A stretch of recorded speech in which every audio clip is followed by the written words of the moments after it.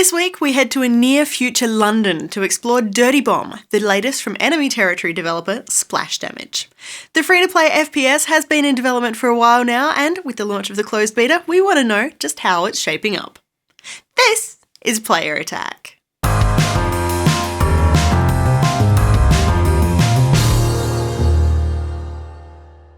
Hi, I'm Jessica Citizen, and Microsoft has finally put our minds at ease with the news that Halo 5 Guardians is hitting Xbox One worldwide from October 27.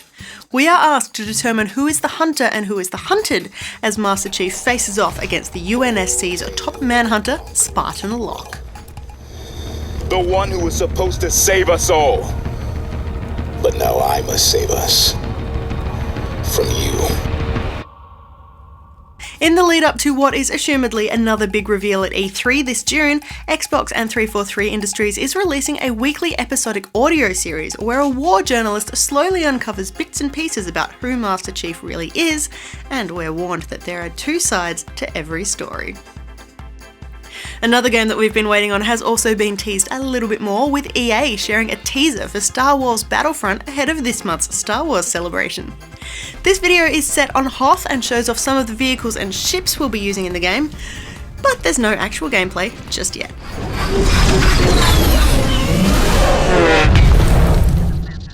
And while we've still got a little while to wait on those ones, if you'd been hanging out for more Dragon Age Inquisition, you're in luck. The game's first DLC pack, Jaws of Hakken, has officially launched on PC and Xbox One, expanding the world of Thedas with mountains and forests studded with new legendary armour and weapons. Also out right now is Forza Horizon 2 standalone expansion Fast and Furious, which brings the cinematic experience right to your Xbox. You don't need the original Forza Horizon 2 to play, and while obviously it is designed to tie in with the new film, you don't need to have watched any of the Vin Diesel or Paul Walker movies to understand what's going on. The new content features 10 cars from Furious 7, and you will have to progress through a series of challenges in order to unlock each one. And as if the promise of super shiny vehicles wasn't enough, it's also completely free to download as long as you snag it before April 10. There is some good news for PlayStation gamers. The long-awaited 2.50 update for PS4 has been rolled out, bringing with it all sorts of tweaks and new features. These include a bunch of social upgrades for trophies and Facebook, some accessibility tweaks including the ability to reassign buttons on the DualShock 4, and, wait for it, the Suspend Resume feature we've been promised since before the console even launched. This means that you will be able to effectively pause your game, turn off your console, go away, come back sometime later, reboot, and jump right back into the game where you left off. All of these changes are live right now, which means that if you haven't booted up your PS4 for a while, there could be a 250 meg update sitting waiting for you. But that's enough good news for now. I would like to bring the mood down a bit further. The Legend of Zelda for Wii U is no longer due for release this year. Franchise producer Eiji Aonuma has explained that a 2015 release is simply not a number one priority for the team in an update that has devastated fans across the globe. As is happening more and more often these days, Aonuma explains that the development team recently discovered new possibilities for the game, which means that they now have the potential to create something that exceeds even his own expectations. So, rather than sticking to an externally assigned deadline, the studio is instead working on creating the most complete and ultimate Zelda game. So, at least there's that. Batman Arkham Knight has also been delayed, but not by very much. We were promised the game in Australia on June 3, that has now been pushed back to June 24. Again, the developers are explaining that it's because they just don't make compromises and they need a little bit of extra time to get things properly finished. There is an extra sting in the tail of this one though. If you want it on PS4 or Xbox One, nothing's changed. But if you wanted to play Arkham Knight on PC, you'll have to check your download quota, as Rocksteady has confirmed it's a digital-only release for your home computer in certain territories. In quick news, the remaining 3 combatants in the Mortal Kombat X Combat Pack have been announced. To our great delight, Jason Voorhees is not the only classic film icon to appear in the next-gen brawler. The one and only Predator has been confirmed as well. They'll both be joined by fan favourites Tremor from Mortal Kombat Special Forces and Tanya from Mortal Kombat 4, rounding out the 4 characters you'll get as part of the game's Season Pass. And finally this week, Dead Rising Watchtower, the live-action film adaptation of the Dead Rising franchise, is available to watch online right now if you live in the right part of the world. The straight-to-streaming release, described as your A to zombie guide to owning the undead, is offered via Sony's Crackle service, which means it's quite happily viewable in the United States, but you're out of luck if you're in the UK, or Australia, or New Zealand, or pretty much any other non-American territory. What advice do you have for those trapped in the quarantine zone? You're basically f***ed. That's great. Don't stress too much though. While regional restrictions are never fun, we are promised a local release sometime soon, potentially even on a cable TV station. So stay tuned, you never know what might pop up. For more information on any of these stories, or to keep up to date with the latest gaming news, head to playerattack.com. But for now, stick around, got plenty more still to come.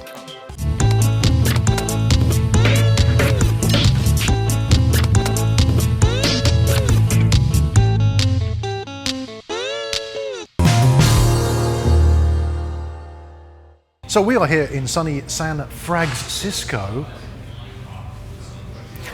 showing off Dirty Bomb, which is Splash Damage and Nexon's new free-to-play multiplayer first-person shooter.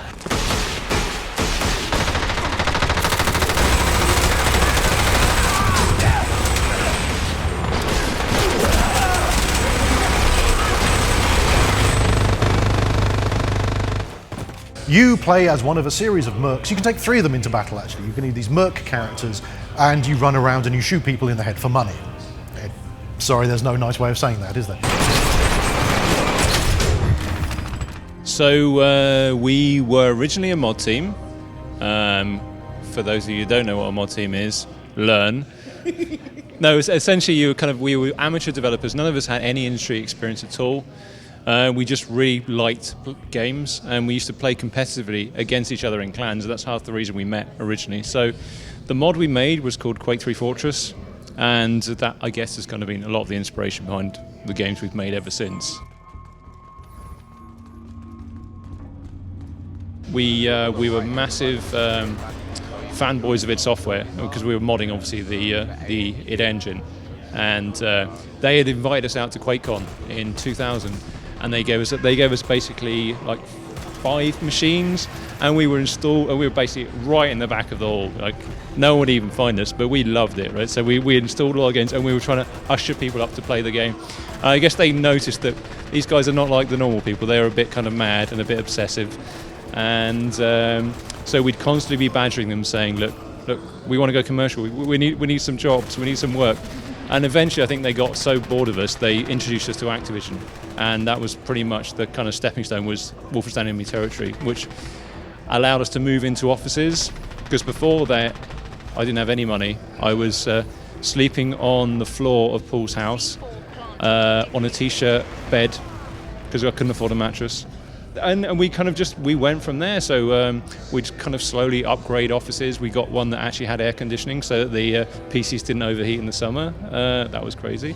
Dirty Bomb is the pinnacle of everything that Splash Damage has learned over the studio's 14-year history, and the team couldn't be happier. Fans of old-school shooters should also be pretty pleased. Dirty Bomb is a throwback to the classic days of PC FPS. If you loved Wolfenstein Enemy Territory, Quake Wars, or Unreal Tournament Capture the Flag, you're in for a treat.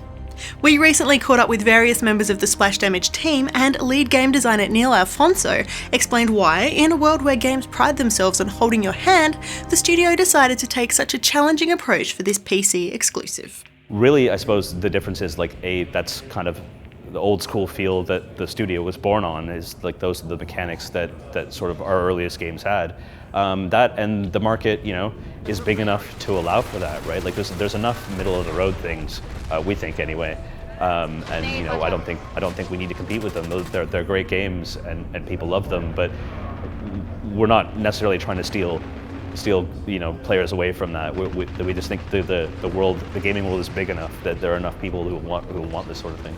We want people to know what the game is, because if they come in thinking otherwise, they're not going to have a good time. Their teammates most certainly aren't going to have a good time. So we'd rather that people just sort of know. I mean, by and large, it's been quite successful. Right? People have their primer. They know what to expect. Because I've got a lot of hours in the game, but my reflexes aren't what they once were. So I mean, I can compete, but at the same time, like some of the people we have say at this event, some of the streamers, like they're godly, right? Like I don't want to go anywhere near games that they're in. But you know, as long as people know that, I think, and we're upfront and honest about it, hopefully they won't get so frustrated. But yeah, it's gone over pretty well. The basic situation is this. A weapon of mass disruption has been detonated in the heart of London, smothering England's capital with radioactive clouds and poison gas and prompting mass evacuations. It's hardly a ghost town though. The city streets are swarming with mercenaries hired by private military companies to do two important tasks: shoot things and make piles of money. They do both to excess, and it is great fun to go along for the ride. Dirty Bomb has just entered closed beta testing, with 7 mercs offering a taste of what's to come. There were 12 available in the build we played, and we're hearing that there's another 8 or so more lurking in the background waiting for their grand entrance. Each one is very different. The main influence was the drive and the push to have mercenaries with really expressive personalities. And so if you've got mercenaries like Rhino behind us, massive dude with a hulking minigun, you're not looking for a regular grunt. You're looking for somebody a little bit larger than life, somebody who can really embody the minigun spirit. And so I feel like the personalities of our mercenaries just permeate through the rest of the game. Balancing is really difficult. It's really complicated. Thankfully, we now have the kind of big data analytic tools that we always wanted to have. And that doesn't balance the game for you, it just lets you test hypotheses. Because there's only so many, like, you know, however many games you observe, there's only so many games you can have eyes on as a designer. So it's all very well to think, you know, I think this weapon's kind of overpowered. Well, I played it for a day and it seemed that way. We can look at every game that's played and they find out, oh, yeah, it kind of is at this range, but the range fall off or something similar like that.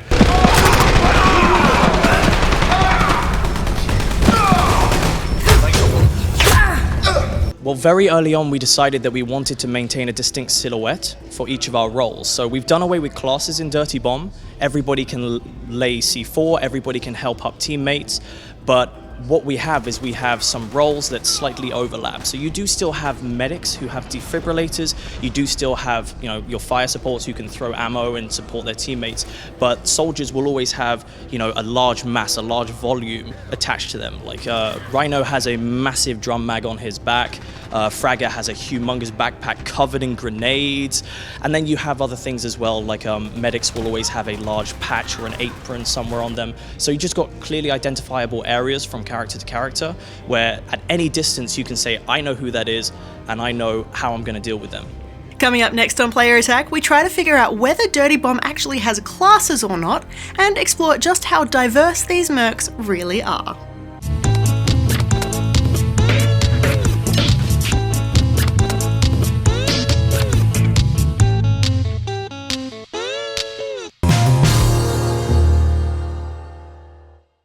The game's set in London. I've lived in London my whole life, and you can't visit London without realizing how multicultural and diverse it is. And I think, again, that's a major inspiration for us. We got characters from all over the world, all kinds of ethnicities, genders, and I think, yeah, it was a massive inspiration for us.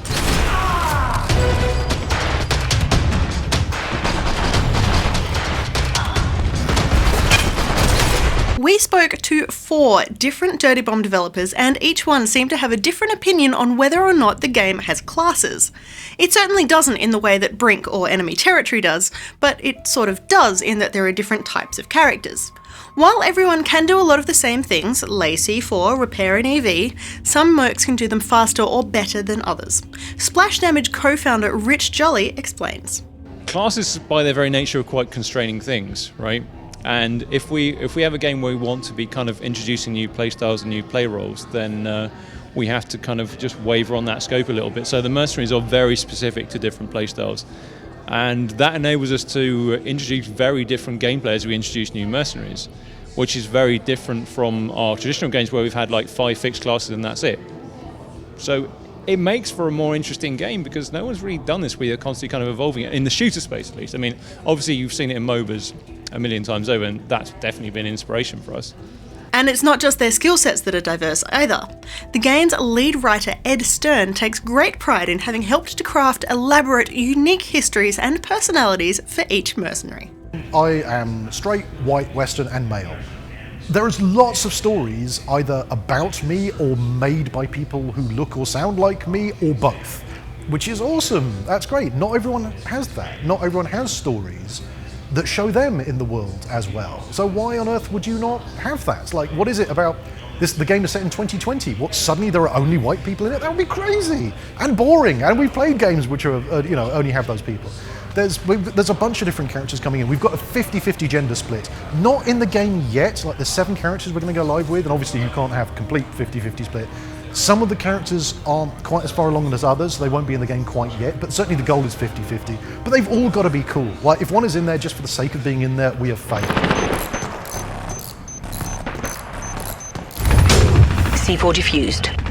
The beautiful thing is, you don't have to pick an absolute favourite, because you're actually able to take 3 mercs into battle with you. In some matches, you might stick with your first choice, but in others, you might swap to second or third, a simple matter of a key press before you respawn. It means that if your team jumps into a map and is terribly overloaded with heavies, you can switch to a medic or a sniper without needing to quit the game. Well, it's just to have a little bit of variety. I mean, without allowing you to bring in every single mercenary possible. And I think it gets to be a bit more of the meta game, where you're kind of choosing which ones you bring into battle based on the level, and it can make for quite interesting games. And I think in a more competitive matchup, maybe when we start to look at things like drafting, it's going to be quite interesting, where there's the whole meta about which mercs you bring in, which ones you try and ban, and you can see how it can get quite interesting when you've got quite a big roster. And I guess that's really our goal, is to kind of just keep expanding on that. It's much easier to come up with a kind of vivid, distinct character than it is to come up with a vivid, distinct gameplay ability that works with all the other abilities in every part of every objective of every map against all the other abilities of all the other characters in every objective of every map. So we've got about 20 mercs, different merc characters. We're not showing them all off yet, and obviously some are more complex than others. We're trying to put out the kind of vanilla versions first. Like, there's a fairly straightforward medic, there's a fairly straightforward engineer, there's a fairly straightforward field ops guy, gives out ammo, calls in airstrikes and stuff. Then some of them are a bit more complicated. Like, for example, there's a medic who gives off a healing pulse, so it's an area of effect thing rather than a health pack. That's a bit trickier to get to learn. We think players are probably going to want to learn up on, like, Sawbones, who's the bog standard, straight out the box, just heals, revive pads and health pads. Let's get back to the weaponry, because that is what you've been working on primarily throughout the game. What's your favourite? My favourite, I'm going to have to say it again, is this minigun. It's one of our original designs in the game. We got fantastic concept designers on the project who come up with wacky character designs and amazing weapon designs, and it was probably my favourite to build. And when you see it in game, it seems as though everybody just loves when they press Q and that thing comes out. Everybody, I heard people downstairs saying, "Oh my god, it's massive," and I made me very happy.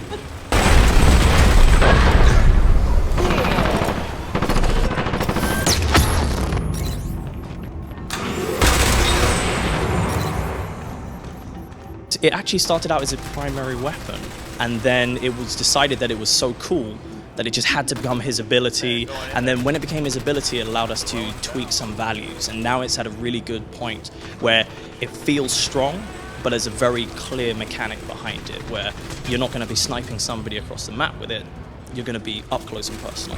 To wrap up our in-depth look at Dirty Bomb, we explore the game's free-to-play model and let you know how you can play it sooner rather than later.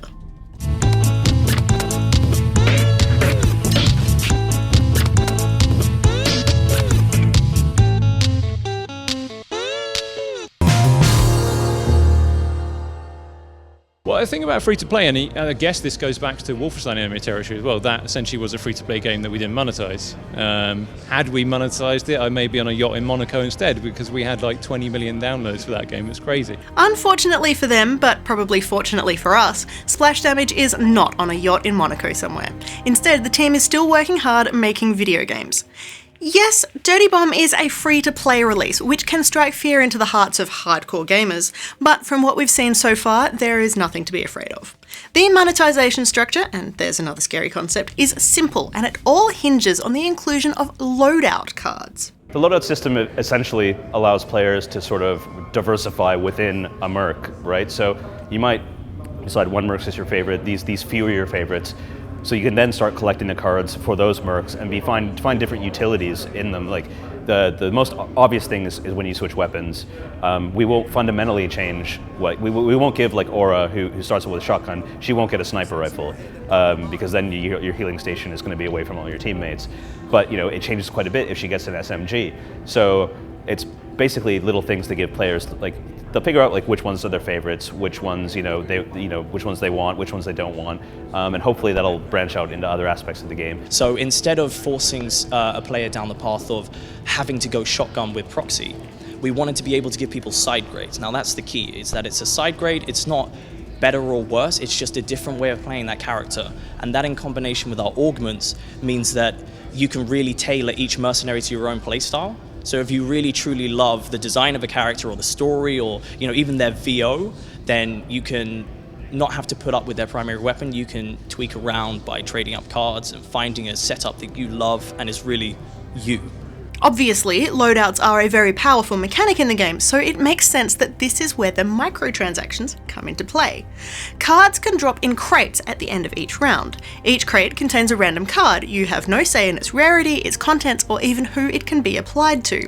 If you want more cards, you can buy more crates, but again, you will have no say over the content. Oh great, I've got a loadout card to a merc I never play. We will let you trade those in. It just makes sense. There's also a kind of an extra game there where, oh really, well how rare a card would you like to try and trade them in for? Because obviously it takes more lower grade cards to try and unlock a higher grade card for your favourite merc. But that's really just there to help support players play the game the way they want to. They want to fine tune their merc character, like, oh I really like that but I wish they had a different primary weapon. Oh look, here's a loadout card that lets you do that. We're going to be adding newer melee weapons and some wackier ones. My personal favorite that I want to get into the game, so Skyhammer's Scottish, and I really want to give him a claymore. I want him to have a massive claymore. He's bringing down the airstrikes, he's swiping away at people, and it will add another layer to the loadout cards, so players can customize their mercenaries even further. And when you're opening up a case that drops in a match, and you get Skyhammer, a silver Skyhammer card with Claymore and your favorite assault rifle, it really feels great.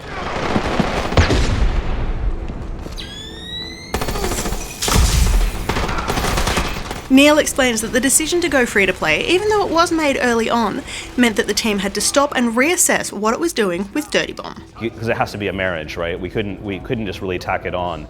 We had to sort of rebalance things. We ended up making the merc abilities much more powerful because we were swapping around with weapons. We had to change how some of the characters worked. Like so there was a character originally who just ran around with a sword. He's going to come back eventually, but that didn't work with the loadout cards, for instance. So he actually does have a gun. He's still got the sword, and you can run around with the sword, but you can also, it's created other possibilities. I think it works well.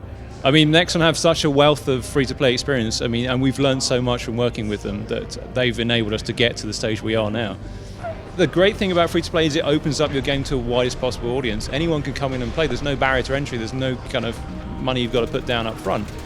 So it makes for a very different kind of experience. It's more challenging for us, I think, as well, and there's more pressure on us because there's no switching cost. I mean, if I don't like a game within the first half an hour, I can leave it and go away because I haven't spent any money. So there's pressure on us to actually make that first experience good as well. So I think it's win-win from that regard. EV disabled. Repair it at once. I repair the objective.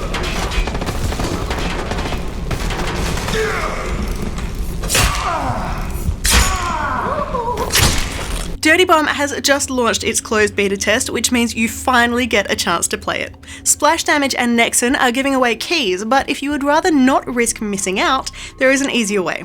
Pick up the Merc Starter Pack via Steam, which will give you 5 Merc unlocks, 35,000 in-game credits, and, most importantly, instant access to the game. Now, technically, you're not paying for Dirty Bomb, you are paying for in-game content, but if that doesn't sit well with you, then try your luck at winning a key or hang out until the full release later this year.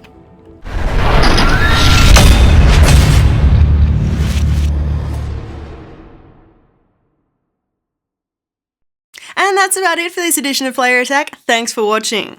Next week, we are back to normal as Johnny heads to the mean streets of Battlefield Hardline, and Jackson finally emerges from the glorious world of Final Fantasy Type 0.